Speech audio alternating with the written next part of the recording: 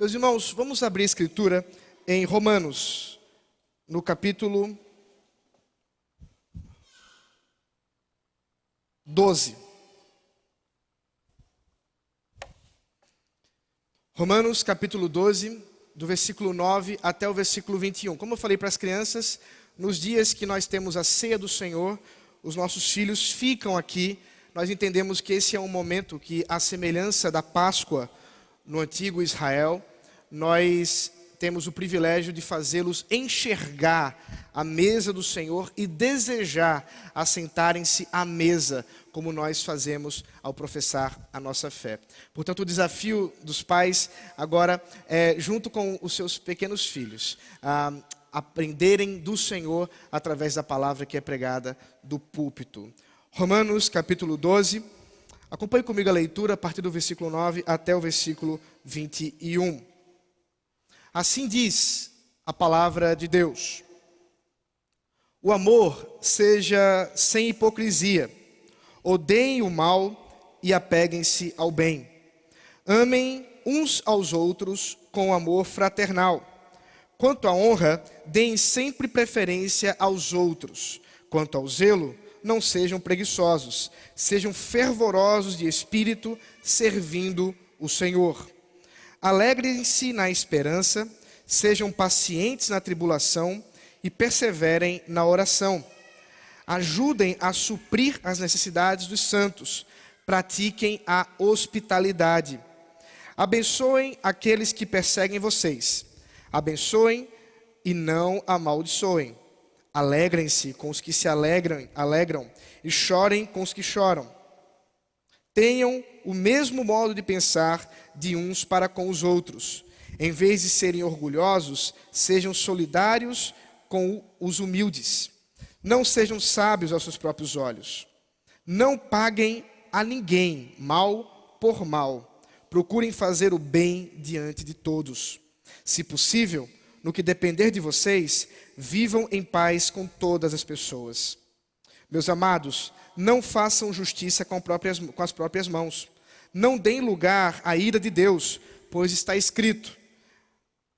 Mas deem lugar à ira de Deus, pois está escrito: a mim pertence a vingança. Eu é que retribuirei, diz o Senhor. Façam o contrário. Se o seu inimigo tiver fome, dê-lhe de comer. Se tiver sede, dê-lhe de beber. Porque, fazendo isto, você amontoará brasas vivas sobre a cabeça dele. Não se deixe vencer pelo mal, mas vença o mal com o bem. Até aqui a palavra do Senhor. Vamos orar mais uma vez. Ó Deus maravilhoso, rogamos que o Teu Espírito esteja a iluminar os nossos corações, a nos instruir mediante a Tua palavra. Que seja o Senhor a falar com o Teu povo. Que seja a Tua voz a ecoar nesse instante para a instrução, para o consolo, para o encorajamento e exortação da Tua igreja. Em nome de Jesus Cristo. Amém. Meus irmãos, o desafio dos nossos relacionamentos, o desafio de nós lidarmos com as muitas diferenças entre nós, seja dentro do âmbito do corpo de Cristo ou fora do corpo de Cristo, é muito grande. Vivemos uma sociedade em que os relacionamentos são fluidos. Há um filósofo famoso, filósofo pós-moderno, se nós podemos chamar assim, chamado Zygmunt Bauman. E ele é muito famoso, especialmente pela forma como ele lida com respeito à fragmentação e fluidez dos conceitos da vida contemporânea. E especialmente naquilo que nós temos chamado de relacionamento. Eu quero fazer uma citação de um trecho de seu livro que diz assim: em nosso mundo da furiosa individualização, os relacionamentos são bênçãos ambíguas. Oscilam entre o sonho e o pesadelo. E não há como determinar quando um se transforma no outro. Na maior parte do tempo, esses dois avatares coabitam, embora em diferentes níveis de consciência. No líquido cenário da vida moderna, os relacionamentos talvez sejam os representantes mais comuns, agudos, perturbadores e profundamente sentidos da ambivalência.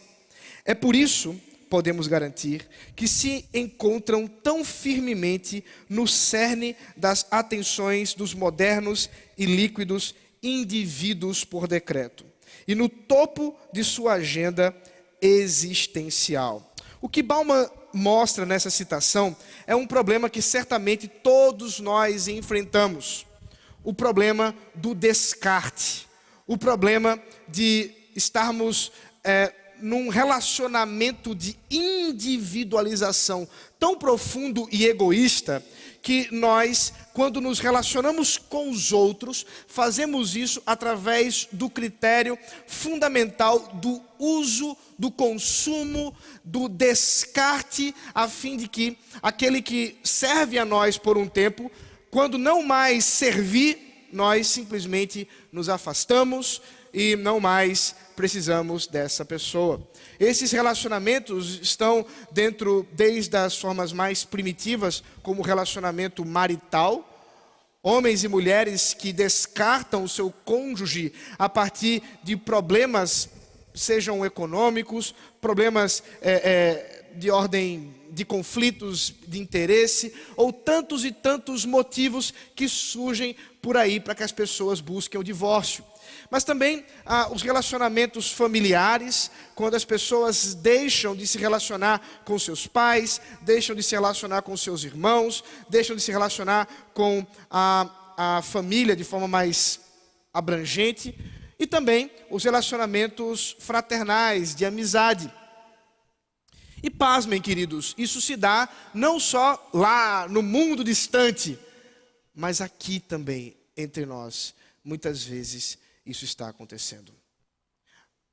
Apesar de Bauman não ter nenhuma relação direta com o Evangelho, ele consegue descrever um problema que o apóstolo Paulo traz a solução, inspirado por Deus, de forma tão maravilhosa.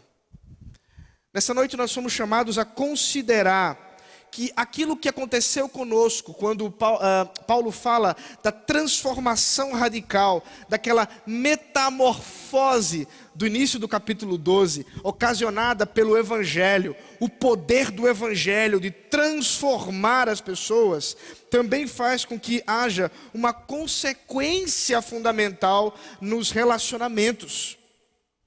Aqueles que foram transformados pelo Evangelho, aqueles que tiveram, portanto, a transformação do Espírito Santo de Deus, essa metamorfose que não nos faz conformarmos de acordo com os princípios desse mundo, mas antes adotarmos o princípio do Evangelho para nos relacionarmos com Deus, mas também para nos relacionarmos uns com os outros, faz com que, diferente dos relacionamentos descartáveis que vemos nesse mundo pós-moderno, nós somos chamados de fato a viver o amor acima de tudo e para com todos. Esse amor de Deus, esse amor que foi expresso, que foi provado, que foi entregue de modo gracioso na cruz, para que nós, em nossos relacionamentos, também possamos viver uma novidade. Essa sessão, versículo 9 ao 21, é uma sessão como se Paulo estivesse meio que enfiando um monte de coisa aleatoriamente. Até é difícil você estruturar para explicar um sermão, como nós geralmente fazemos de forma mais didática, porque são muitos temas diversos na aplicação dos relacionamentos. E agora nós podemos, portanto, observar que dentro desse grande guarda-chuva dos relacionamentos há uma diversidade de aplicações. Primeiramente, versículo 9 ao 14, o 15 e o 16, daí a dificuldade de estruturar a coisa, Paulo fala a respeito do relacionamento na igreja, do relacionamento entre irmãos, de quais são os critérios e qual deve ser esse movimento do nosso coração para com aqueles que pertencem à comunidade da fé. aqueles que, como nós, também foram remidos pelo sangue do Cordeiro e que pertencem à mesma fé, pertencem à mesma profissão que temos assim vivido. E Paulo nos fala que o amor deve ser sem hipocrisia.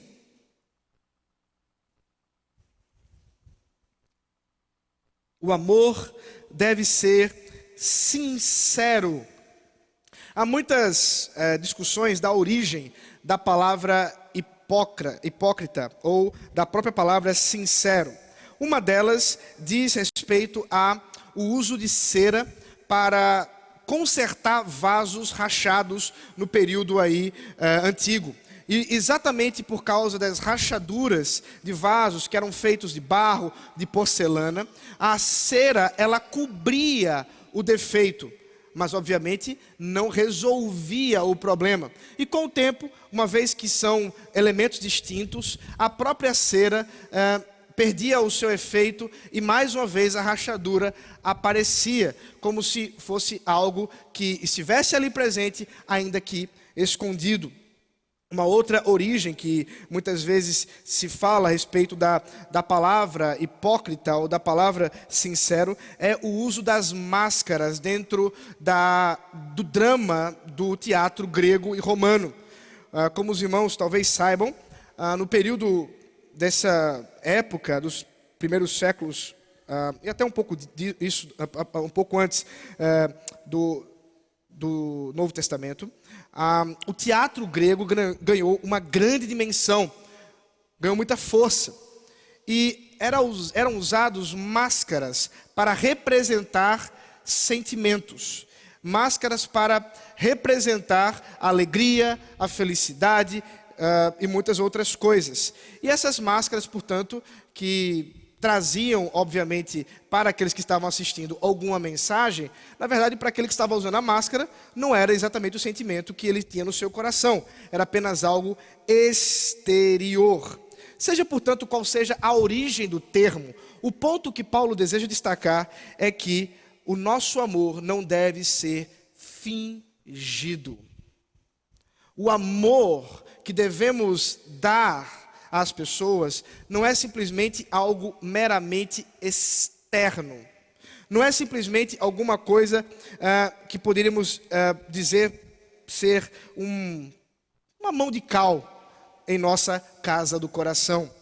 E, portanto, nós não somos chamados para vivermos o evangelho de casa caiada, mas somos chamados para viver o evangelho genuíno do Senhor Jesus Cristo, onde com sinceridade do coração podemos amar as pessoas. Mas, meus irmãos, pessoas são difíceis. Eu não sei se vocês sabiam disso. Eu não sei se vocês sabiam, mas relacionamentos trazem conflitos. Pessoas doem. Pessoas machucam.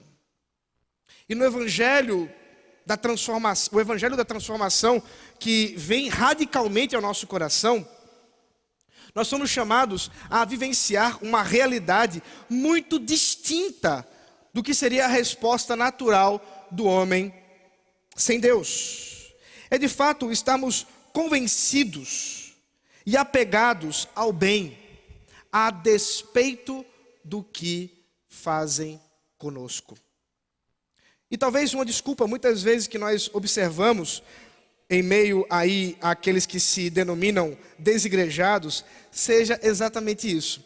Quantas e quantas vezes, talvez você mesmo, eu já ouvi algumas vezes, alguém diz assim, não, eu desisti da igreja. Eu desisti de tentar viver essa hipocrisia. Eu desisti de viver esse fingimento, porque simplesmente eu não aguento mais a falsidade que há dentro da igreja. E geralmente para essas pessoas, talvez aquelas mais ousadas que dizem assim, eu vou procurar uma igreja onde não há esse tipo de coisa. Eu geralmente respondo, cuidado, quando você encontrar, não entre nela, porque no momento que você entrar, haverá fingimento. Porque esse é um problema natural dos nossos relacionamentos. Esse é um problema natural da convivência desse mundo quebrado, mesmo na igreja. E precisamos estar atentos a isso, e o apóstolo Paulo não nos engana. o apóstolo Paulo mostra que precisamos observar que amar os irmãos da fé envolve um compromisso do coração para fazer o bem, para servir aos outros, apesar de nós mesmos, apesar muitas vezes do nosso benefício. Viver em comunidade envolve sacrifício, meus irmãos. Viver em comunidade envolve certo sofrimento, porque precisamos lidar com o pecado dos outros, porque precisamos lidar com o problema dos outros. E o Evangelho nos chama, de fato, a exercer esse amor, a nos preocuparmos uns com os outros, a sermos pessoas que estão dispostas a servir, a honrar. O Catecismo Maior de Westminster, quando trata da pergunta com respeito ao 9º mandamento, diz que é pecado de quebra do falso testemunho quando nós não reconhecemos, por exemplo, os benefícios, os bens, os talentos, os dons que Deus concede aos outros, simplesmente para tentarmos elevar, talvez, os problemas, os pecados das pessoas. E aí está o ponto. Devemos estar atentos, não simplesmente nos erros dos outros. Eu sei que nós somos muito rápidos em ver isso. Nós somos muito rápidos em perceber problemas. Nós somos muito rápidos em enxergar nos outros pecados. Talvez negligência com a igreja. Ah, olha só, não é possível que ninguém percebeu, só eu que percebi isso. Talvez só você percebeu porque Deus revelou a você para você resolver. Mas nós somos mais rápidos em criticar. Nós somos mais rápidos em falar do outro. Ainda que muitas vezes estejamos falando a verdade. Mas a verdade, sem o filtro do amor, é mero instrumento de ódio. É mero porrete que você pode usar para querer bater nos outros sem sequer perceber o Evangelho. Por isso, portanto, Paulo nos fala que devemos, quanto à honra, dar sempre preferência aos outros. Considerarmos os outros em preferência aos nossos direitos, à nossa aparente vantagem. É por isso que é fundamental inverter esse processo dentro da igreja. Devemos também ser zelosos, diz Paulo.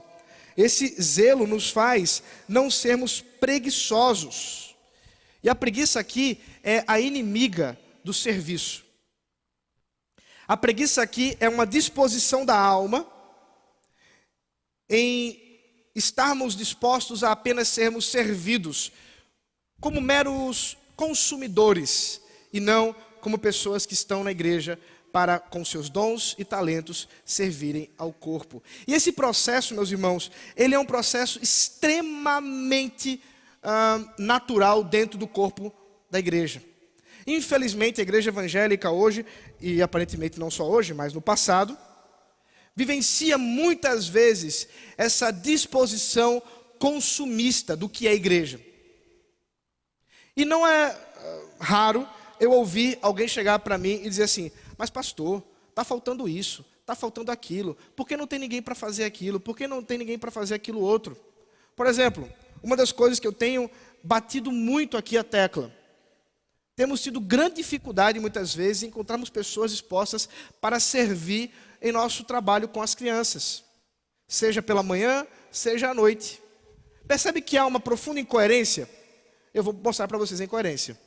Como que uma igreja que tem uma média aí, nesse ano, de uns 20 bebês, que tem uma média aí de pais e mais pais, com um monte de gente, portanto, mais a metade, que tem filhos, não querem servir aos seus filhos e aos filhos dos irmãos dentro do trabalho do Micria, do nosso Ministério para Crianças. É uma incoerência. Qual é o pressuposto? Eu já lido com criança a semana inteira, Então, agora é o meu tempo de descansar. Quanto ao zelo, sejam fervorosos de espírito, servindo ao Senhor. Nós somos levados a considerar que o nosso serviço é ao Senhor. Que o nosso serviço é aquele que nos chamou para servir. E que, portanto, não podemos tratar o culto, os ministérios, como meros instrumentos do nosso prazer, mas antes para a honra e glória do Senhor, e portanto para que nós estejamos sem preguiça, mas com disposição, servindo uns aos outros. Paulo também fala do amor que devemos expressar para com as pessoas em tribulação. Veja o versículo 12.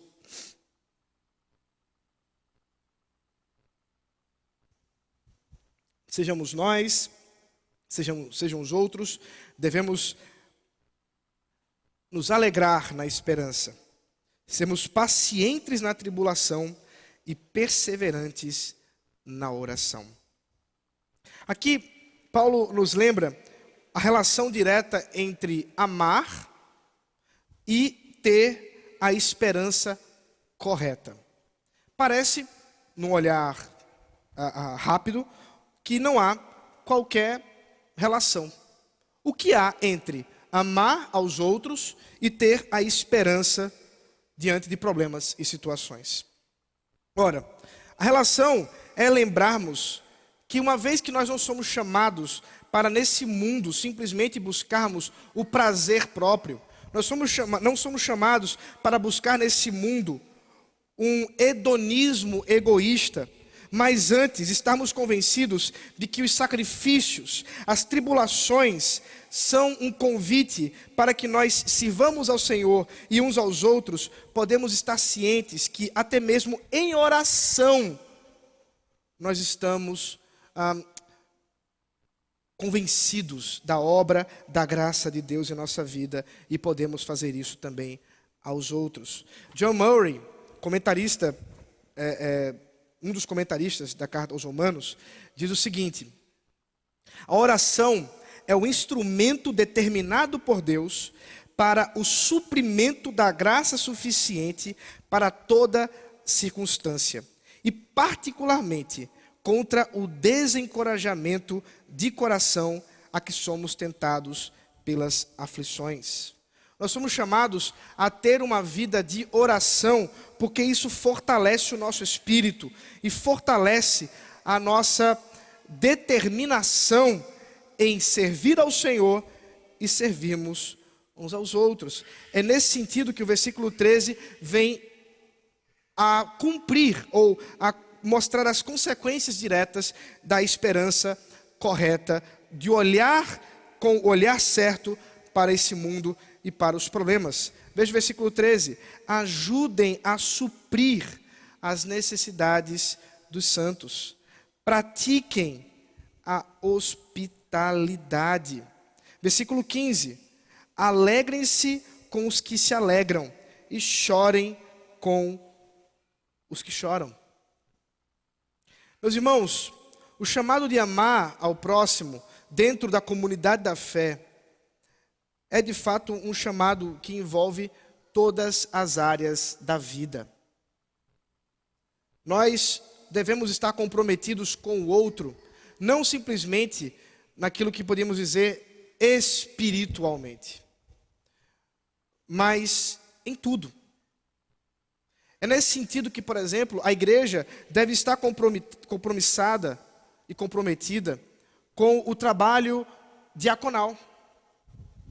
Nós temos a junta diaconal aqui de nossa igreja, por exemplo, que busca servir aos irmãos e até mesmo às pessoas de fora em áreas de necessidade que vão além de simplesmente do cuidado espiritual.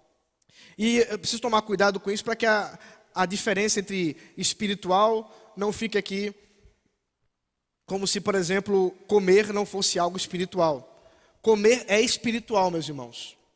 Tanto é espiritual que Deus nos manda fazer? Jejum. Se não fosse espiritual, se não houvesse uma relação direta entre jejum e comida, entre espírito ou obras de piedade e alimentação, nós não precisaríamos fazer jejum. Mas porque é que nós somos chamados a considerar que, como o Senhor nos manda a amar os outros, devemos estar atentos àqueles que estão padecendo, talvez por causa do desemprego, aqueles que estão padecendo talvez por uma outra questão, talvez questões de saúde. E nós precisamos estar atentos. E como eu falei, enquanto estávamos no momento da intercessão, se parte do corpo sofre, todo o corpo deve sofrer. É isso que Paulo diz quando ele fala: alegrem-se com os que se alegram e chorem com os que chorem. Isso é uma convocação à empatia. É uma convocação a sensibilizarmos o nosso coração, em estarmos tão sensibilizados com a dor do outro, que a dor dele passa para nós e choramos junto com eles. Meus irmãos, o amor que o Evangelho dá à igreja deve nos levar a considerar a realidade da hospitalidade. E a hospitalidade aqui, devemos pensar em dois sentidos. Primeiro, a hospitalidade no sentido mais abrangente, que é aqui, em nossa casa. Nós precisamos ter um coração hospitaleiro para receber pessoas que venham nos visitar, independente do que creem. A igreja deve ser o lugar mais acolhedor de todos os lugares. E apesar do termo ter sido perdido por causa de usos errados, a igreja é um lugar de inclusão. Nós devemos ser uma igreja inclusiva. Cuidado, há alguns significados que eu não estou querendo dizer aqui. A igreja deve ser inclusiva no sentido de que, como culto público ao Senhor, nós cremos que nesse ambiente, todas as pessoas, independente de sua origem em termos de nação, de sua cor, de seu credo, independente de qualquer coisa, essas pessoas devem ser acolhidas aqui. É claro que isso não significa que elas não devem ser exortadas e instruídas, porque afinal de contas, todos nós, em amor, somos instruídos pela palavra de Deus. Ninguém pode entrar aqui sem ouvir do Evangelho, sem ouvir da esperança verdadeira e do engano das esperanças falsas. Ao mesmo tempo, nós não podemos usar outro critério que não seja Cristo. Como o próprio apóstolo Paulo diz em outras cartas, nós devemos ser como cartas vivas, nós devemos ser como aroma da parte de Deus, onde o evangelho que pregamos, onde o ensino que instruímos, seja agradável àqueles que creem e se submetem, como também seja cheiro de morte para aqueles que querem viver as suas paixões contra Deus. Mas é aqui que eles vão sentir esse perfume do Senhor. É aqui. Portanto, nós não deveríamos ser um ambiente que restringe pessoas por outro motivo que não seja pelo santo evangelho de Jesus Cristo. Mas há um segundo sentido de hospitalidade aqui, e que faz sentido também.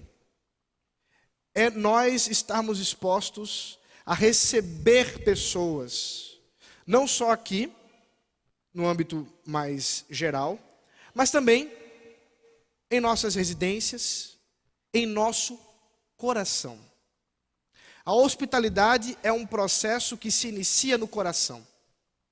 A hospitalidade é uma decisão que vai muito além do que simplesmente você fazer um bolinho e um cafezinho para esperar alguém na sua casa. A minha esposa tem uma tia que iniciou um ministério missionário há alguns anos atrás, e que envolvia pessoas que vinham de uma vida extremamente complicada, drogas e coisas do tipo. Essas pessoas muitas vezes não tinham muita educação, não sabiam muito bem onde estavam pisando. E ela conta que logo no início desse trabalho, ela tinha uma linda cristaleira na sua cozinha. Uma cozinha que ela comprou, que quando ela casou, fez do jeito que ela queria. E um dia, ela deixou para que as pessoas que estavam sendo hospedadas na sua casa, juntamente com seu marido, estivessem ali enquanto ela não estava fora de casa. E simplesmente, ao fazerem uma comida, não sei do que, pegou fogo, quebrou tudo, destruiu tudo. E ela teve uma terrível decisão para tomar. Ela podia chegar, pegar os cacos, chorar, se arrepender pelo trabalho que tinha iniciado e viver a vida dela sem isso. Ou ela poderia considerar que a hospitalidade era mais importante por causa do Evangelho do que até mesmo a sua cristaleira tão linda e maravilhosa. Do que até mesmo os seus pratos de porcelana que foram quebrados. E ela tomou a decisão segunda. E o seu ministério, juntamente com seu marido, de evangelização, deu origem aí a um trabalho muito profícuo, um trabalho que levou o Evangelho para muitas e muitas pessoas, por causa de uma decisão do coração. E nós precisamos considerar isso. A hospitalidade que devemos praticar é uma hospitalidade que começa em abrir o nosso coração aos outros. Isso de fato envolve um comprometimento e uma segurança com Deus. Em saber que é Deus quem cuida de nós. E saber e confiar no cuidado do Senhor. E poder assim, certos disso, nos envolvermos com pessoas. O versículo 16, ainda falando sobre os irmãos da igreja, Paulo diz: tenham o mesmo modo de pensar de uns para com os outros. Em vez de serem orgulhosos, sejam solidários com os humildes. Não sejam sábios aos seus próprios olhos. Paulo nos chama, como igreja, a termos esse mesmo modo de pensar. Essa mesma forma de viver. Essa mesma forma de lidar com as coisas. E aqui, não pensem que Paulo está com a expectativa de que vamos todos pensarmos igualzinho dentro de uma caixinha que todos vão caber. É impossível isso. Dizem por aí, cada cabeça é um mundo, e de fato é. O ponto aqui é que mesmo nas nossas diversidades, há uma unidade. É o chamado a viver a vida em união. É o chamado a vivermos como uma igreja, e não como se fôssemos várias igrejinhas que apenas ocasionalmente se reúnem dominicalmente. Uma das críticas muitas vezes que eu vejo sendo feitas e que para mim fazem muito sentido do movimento que ganhou muita força, no movimento celular, que também pode ser chamado também os movimentos aí de grupos pequenos, grupos familiares, e que quando essa coisa se torna muito grande, muito expansiva, a igreja tem lá seus 3.000, 4.000, 5.000, 8.000 membros. Eu me pergunto, isso de fato é uma igreja? As pessoas que você consegue ter comunhão com essas pessoas? Não, obviamente que não. A comunhão vai ser exercida dentro da célula, dentro do grupo familiar, como queiram chamar. E vejam, eu não estou criticando simplesmente o método. Há benefícios, inclusive nós temos grupos familiares aqui.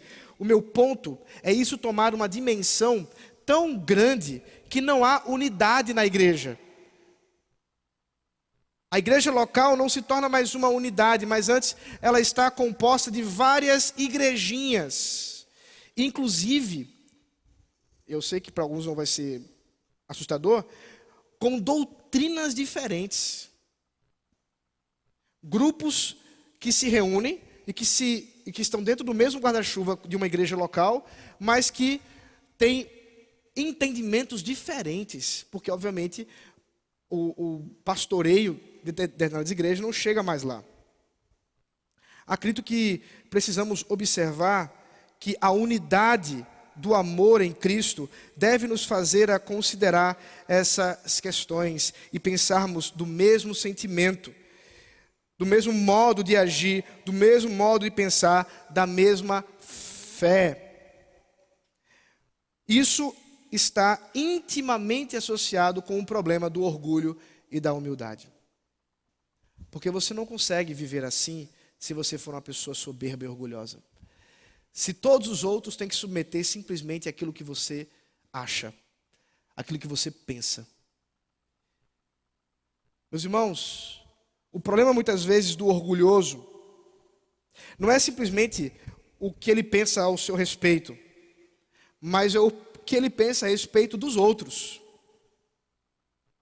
O problema não é simplesmente contar sobre si mesmo muito mais do que deveria, mas é olhar para o outro muito menos do que deveria. E o chamado à união, o chamado à unidade, à catolicidade da igreja, envolve um comprometimento de olhar para o outro acima de você mesmo. E, portanto, estarmos dispostos a não tomarmos como critério a nossa sabedoria, o nosso prazer, o nosso gosto, mas antes o benefício do próximo, o prazer do próximo, a alegria do próximo, e nos alegrarmos com isso. Por isso, em vez de orgulho, sejamos solidários, sejamos unidos em humildade, e não buscando sabedoria própria. É péssimo quando vemos pessoas que se veem sábias, às vezes até são, mas se acham sábias. E o problema da sabedoria é que o sábio nunca se acha sábio. Uma das curiosidades da filosofia grega, eu não vou dar aula de filosofia, mas há uma curiosidade, é que o grande filósofo grego Sócrates foi assim chamado pelo oráculo de Delfos como o homem mais sábio do mundo, simplesmente, disse ele, que porque de todos os homens, ele era o único que sabia que não sabia. E há uma verdade aí, há algo da graça comum que nós podemos ver de Sócrates. É porque de fato nós somos chamados a considerar, não importa a sua caminhada, o quanto tempo você tem na fé, não importa as gerações de presbiterianos a qual você já segue, talvez você tenha aí orgulho de ter conhecimento, talvez você tenha muitos motivos para se orgulhar, mas uma coisa podemos aprender com Paulo e com o nosso amigo Sócrates, é que o verdadeiro sábio sempre sabe que ele não sabe, porque toda a sabedoria dele vem do grande sábio, que esse sim sabe e pode dizer que sabe, que é Jesus Cristo. Foi ele mesmo quem disse, eu sou o caminho, a verdade e a vida, porque a sabedoria vem dele, ele é o grande sábio. Por isso, não sejamos sábios aos nossos próprios olhos. A segunda parte desse momento, dessa sessão da carta, trata também do relacionamento com os de fora da igreja. Então, primeiramente, Paulo nos fala do amor sem hipocrisia com os de dentro, mas também com os de fora. Volte o texto para o versículo 14. Eu sei que eu estou indo e voltando, mas é porque Paulo fez isso e a culpa é dele, não é minha.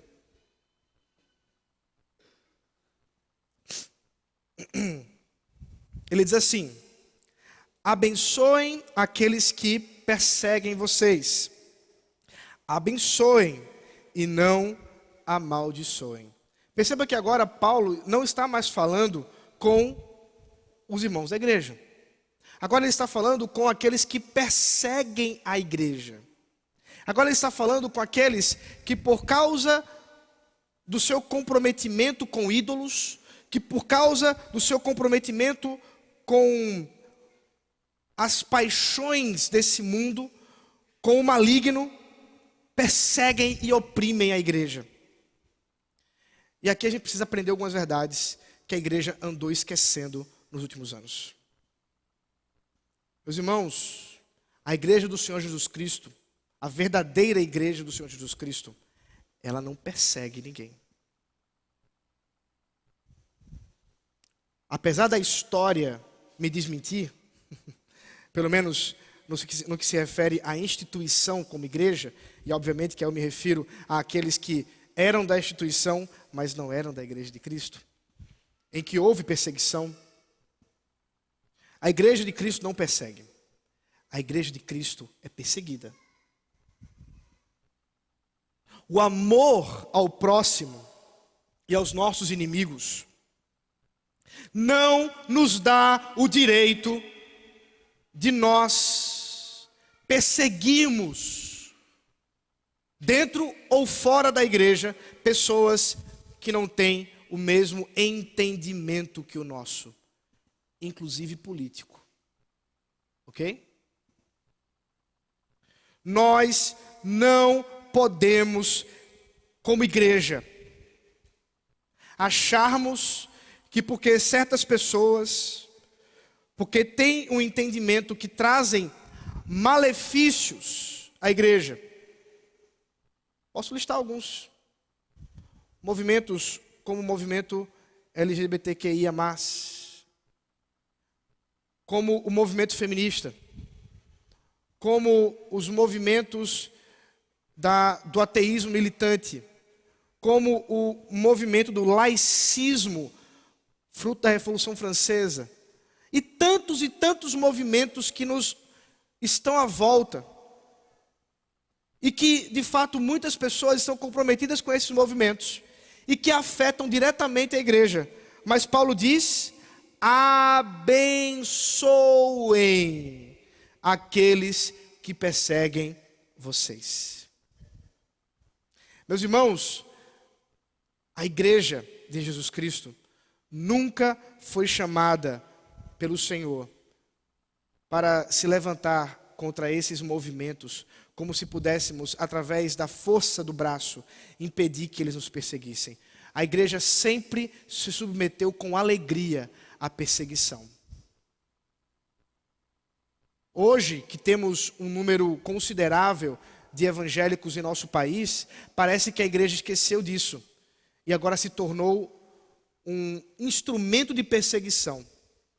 E eu estou falando de nós mesmos, meus irmãos.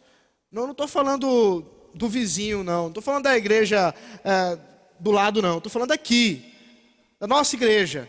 Nós precisamos aprender a abençoar.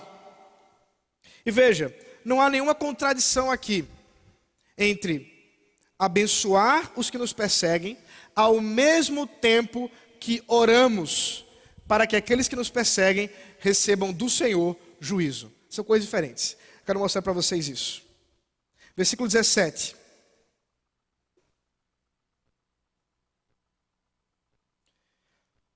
Não paguem a ninguém mal por mal. Procurem fazer o bem diante de todos. Se possível, no que depender de vocês, vivam em paz com todas as pessoas. Agora o versículo 19.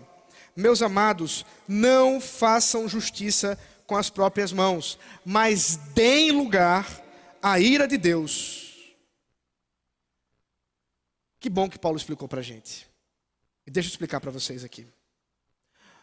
Não há uma contradição em nós buscarmos fazer o bem a quem nos persegue, em buscarmos expressar o amor aos nossos inimigos, em darmos de beber àquele que tem sede, mesmo que seja uma pessoa contra a nossa fé, em darmos condições daquilo que nos compete, a ajudar àqueles que estão passando por situações que demandam nossa ajuda, independente do que creem, e ao mesmo tempo esperarmos de Deus a justiça.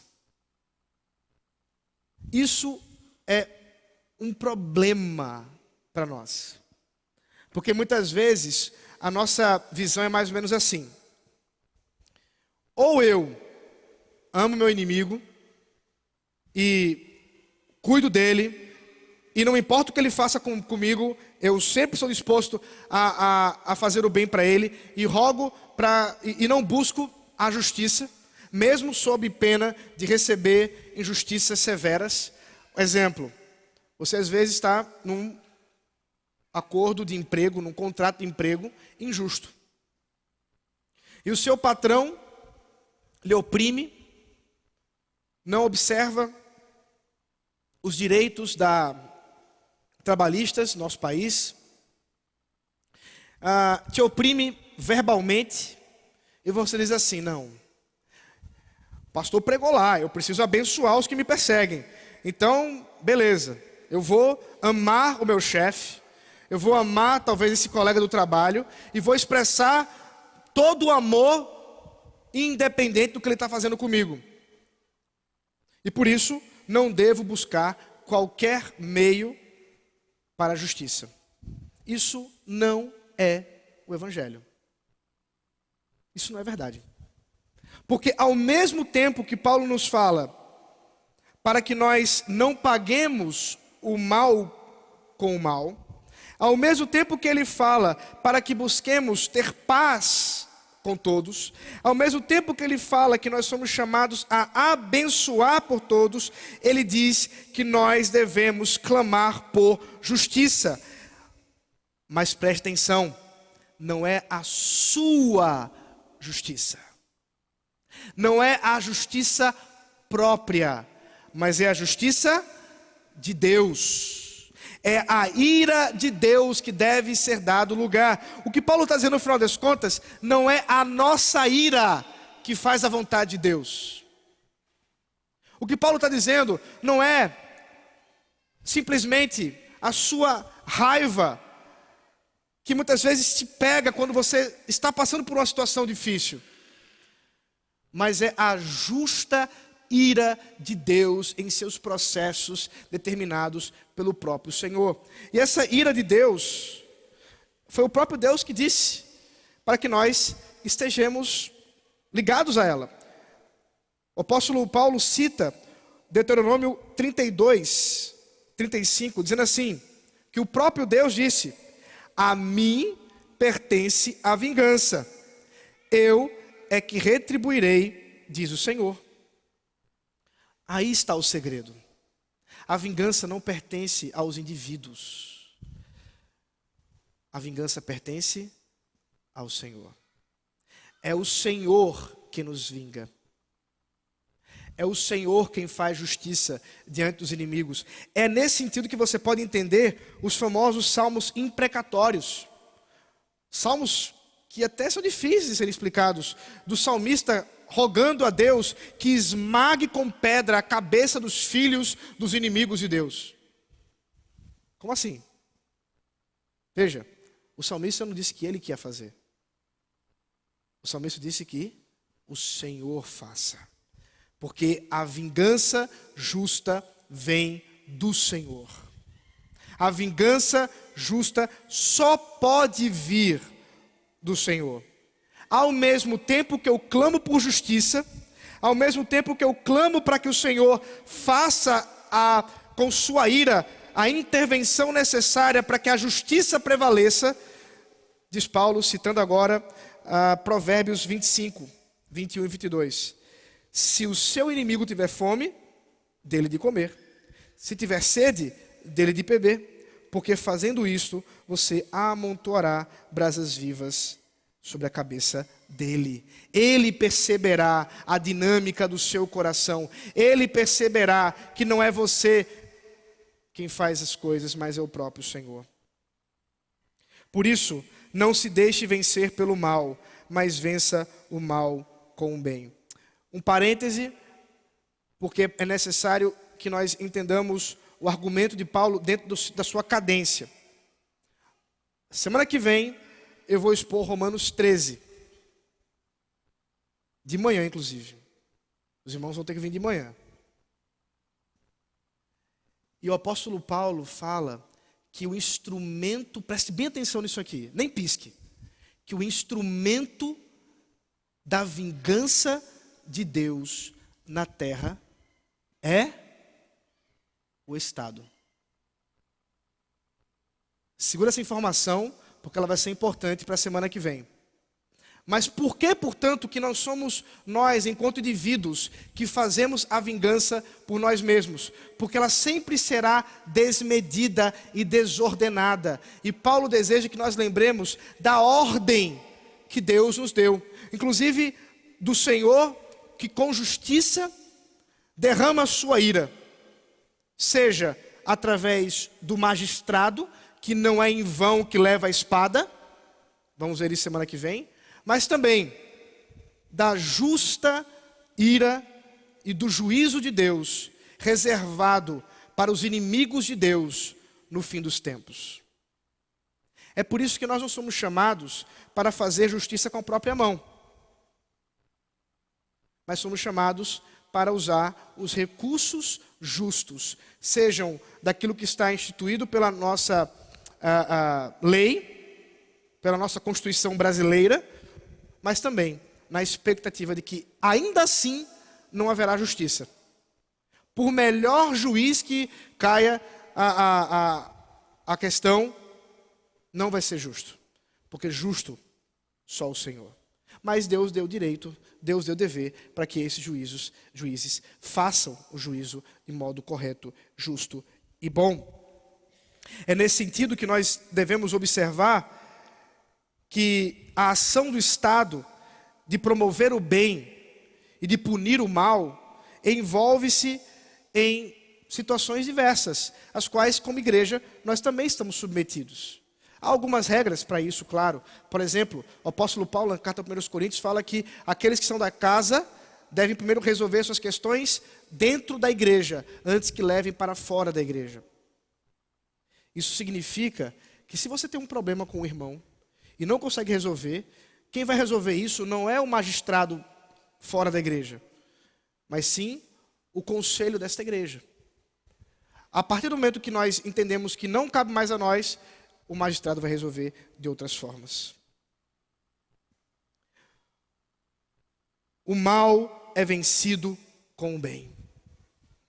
O amor ao próximo é um chamado, meus irmãos, completo, integral, que envolve todas as áreas da vida.